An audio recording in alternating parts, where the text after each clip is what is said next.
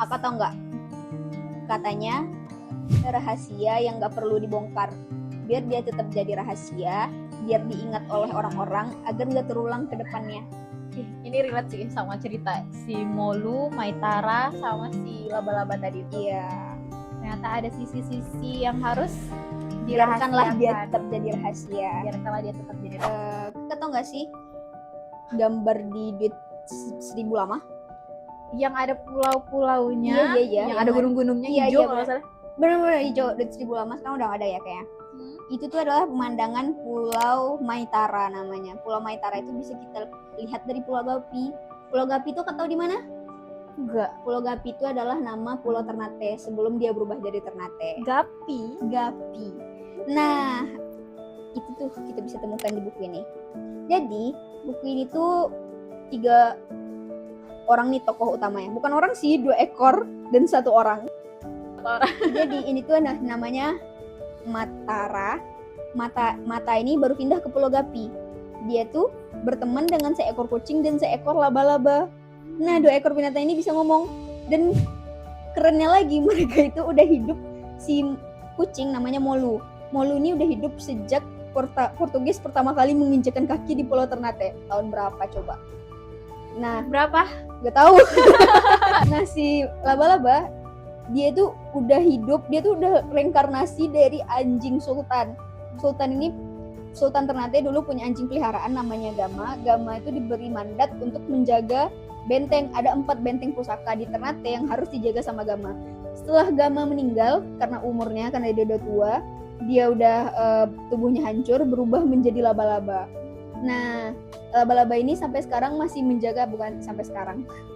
Laba-laba ini masih menjaga benteng itu. Jadi benteng itu ketika mau dihancurkan oleh sekelompok orang dari perusahaan bapaknya Matara ini. Si bapaknya Mata ini orang proyek, jadi dia pengen menghancurkan benteng-benteng itu untuk dibangun hotel. Nah, ketika orang-orang ini datang pengen menghancurkan, marah dong si laba-laba ini. Dia meracuni orang-orang yang datang ke benteng. Ketika ada perayaan ulang tahun sultan atau sejenisnya waktu itu, dia meracuni penari-penari, dia meracuni sultan. Jadi dia kan punya bisa ya. Jadi dia meracuni sultan dan orang-orang berpikir itu tuh karena kemarahan roh-roh halus terhadap pilihan mereka untuk menghancurkan benteng itu. Sedangkan ternyata sebenarnya pelakunya adalah si laba-laba ini karena dia punya mandat dari sultan terdahulu untuk menjaga pulau. Nah, makanya orang-orang kan nggak tahu rahasia itu ya. Makanya sebagian rahasia itu tetaplah jadi rahasia. Karena kalau misalkan orang-orang tahu, setelah orang-orang tahu kalau ternyata yang melakukan hal itu adalah si laba-laba ini diburu. Dia diburu, benteng itu disisir untuk menemukan seekor laba-laba. Bayangkan berapa besar laba-laba, berapa ekor besar benteng. Jadi susah untuk menemukan si laba-laba ini. Yang kucingnya, ngapain? Oh iya, kucingnya lupa. Si Molu ini udah hidup sejak zaman Portugis pertama. Jadi dia tuh dulu rumah orang tuanya si Molu ini di rumah Matara yang sekarang. Jadi dia tuh selalu berkeliaran di sekitar rumah Matara. Ketika Matara datang ke rumah itu, dia tuh kayak, wah menarik nih, bisa jadi teman aku. Makanya dia ikut-ikutin si Matara ini, sampailah dia berteman dengan Matara. Kucing ini bisa ngomong sama Matara, tapi nggak bisa ngomong sama orang lain. Jadi dia ngomong sama Matara, dia tuh bercerita bagaimana kondisi wilayah di Ternate dulu. Jadi kalau misalkan mau baca sejarah tipis-tipis bisa pakai buku ini. Jadi dia cerita dulu orang yang merawat dia itu kerja apa, asal mulanya gimana. Dia orang Portugis yang nikah dengan pribumi, kemudian punya anak. Dan pada masa itu tuh orang Portugis melakukan kecurangan. Mereka tuh membunuh sultan di acara jamuan makan. Dan itu tuh adalah tindakan pengecut banget. Nah, tindakan pengecut banget.